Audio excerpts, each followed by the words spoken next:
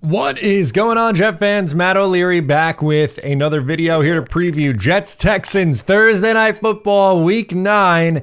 Here we go. It's the 2-6 Jets against the 6-2 Houston Texans. The Jets 21st in offensive DVOA, 20th in defensive DVOA. Houston struggling on offense right now, 20th in the league in offensive DVOA, but they are second in defensive DVOA. Somehow, someway, the New York Jets are 1-point favorites in this game.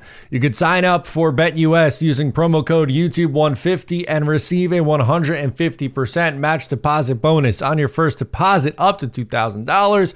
You'll also get other deposits of $125 and $125 on your number 2 and number 3 deposits if your first deposit isn't $2,000. We'll get into my picks later in this one, but just wanted to show you guys what the spread, the point total, everything is looking like for this game right now, courtesy of BetUS, the official sports book of the channel. Okay, so it's been a pretty slow start, all things considered, for CJ Stroud in year 2, but it hasn't really impacted them yet, because they keep continuing to win football games. They are 6-2, and granted, they're not like blowing teams out of the water, but they're clearly a very good football team. And what we've seen so far from the New York Jets is that they are very clearly not a good football team. We'll get into the kicking situation a little bit later in this video, but just wanted to go through first and just talk about the disparity here of a 6-2 team and a 2-6 team. While CJ Stroud and the passing offense hasn't been great, and sure, they're without Stephon Diggs. Stephon Diggs got hurt and unfortunately is going to be out the rest of the year. That really stinks. Nico Collins, I believe this is the last week that he's on IR and will be returning after this. But even without the top 2 main passing attack targets, number 1, they still have a good tight end in Dalton Schultz. But number 2, the identity of this Texans team right now is they are a ground and pound football team. Joe Mixon has been awesome for Houston so far. 503 yards and 5 touchdowns in the 5 games that he's played. He's averaging 4.9 yards per attempt. The guy of 5 games, 5 yards per attempt, 500 yards, 5 touchdowns. The guy loves the number 5 apparently, but he's really damn good. And the Jets, famously or infamously, depending on how you want to look at it, cannot stop the run. So it doesn't matter that CJ Stroud hasn't looked all that great this year in comparison to where he was in year 1. It doesn't matter that the Jets beat the Houston Texans last year and made CJ Stroud look silly.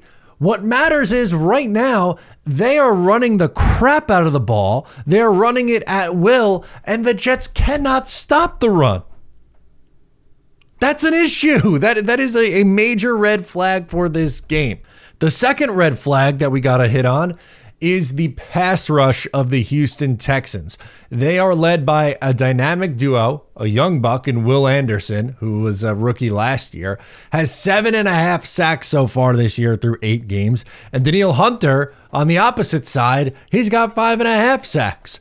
They have 2 stellar edge rushers, 2 very, very good edge rushers. So good luck to Tyron Smith, whether he's dealing with Danielle Hunter or Will Anderson. Unfortunately for the Jets, their left tackle, Tyron Smith, has gotten beat by speed on the edge time after time after time after time this year. It's been one of his biggest flaws so far this year. So whether it's the veteran in Hunter lining across for him or Will Anderson lining up across from him, I unfortunately don't anticipate it being a good Tyron Smith day. He was better overall against the Patriots, but in a couple big moments, including the 2-point conversion play, made some pretty costly mistakes. Speaking of costly mistakes, the Jets will have a new kicker in this game. Greg Zuerlein not cut, but instead to injured reserve. So he'll miss the next 4 games and maybe have a chance to get his job back.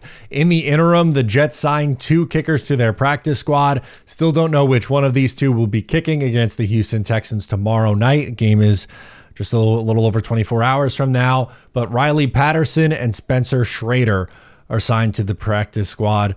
They need to convert on their field goal attempts.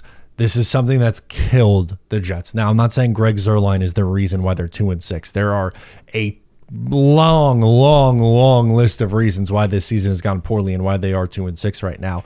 But no one can deny that a 60% Greg Zuerlein, which that's what he was kicking at, 60%, the league worst in the NFL, He's also league worst in the NFL in expected field goals percentage. So like what he actually makes, field goals he's made versus what he was expected to, league worst. So it's hard for Patterson or Schrader not to be an upgrade, although I'm not really all that optimistic about either one of those two guys. But that's something that needs to be better in this game. Also, is it too much to ask for? Apparently it is, but is it too much to ask for Aaron Rodgers and this offense to get up to the line of scrimmage and get the playoff? Don't let the clock wind all the way down to 1 second. Get up to the line and get going. They did it in the Buffalo game. They were much better in the Buffalo game, but the last couple weeks against Pittsburgh and definitely last week against the New England Patriots, where you took 3 timeouts in the first quarter because you couldn't get up to the line of scrimmage and then took a delay of game penalty in a crucial spot on a 2-point conversion. That is something that is just frankly unacceptable. I'll give you a couple stat line predictions. I have an Aaron Rodgers and Joe Mixon stat line prediction. Rodgers, I have 23 of 36, a 63.9 completion percentage, 245 yards, 1 touchdown, no picks, 104.3 rating. An okay day. Not a stellar day, not a horrible day. Solid. Okay performance. Will it be enough?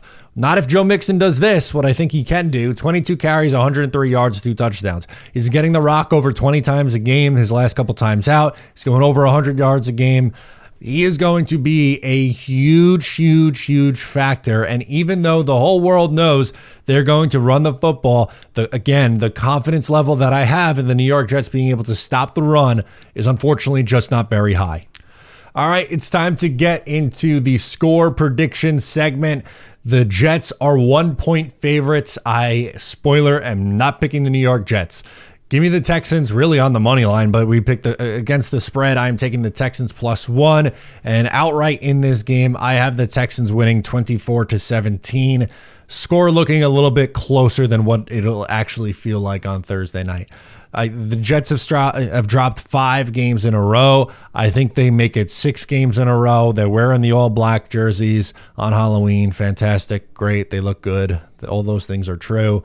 Unfortunately, very hard to get excited about anything about this team right now. I've been putting off making this preview video all day. I had the podcast recorded and scheduled to go up at 9 a.m. like always on Wednesday, and all morning and all early afternoon, I've been dilly-dallying around, just putting off recording this video. I love you coming on here and making videos, number one, usually, and the preview videos are exceptionally fun because you go through, break down important parts of the game, but nobody cares. Nobody wants to care about this Jets-Texans game, and it's hard to get the motivation right now. So just a little frustrating. Guys, thank you so much for your support. It means the world for me.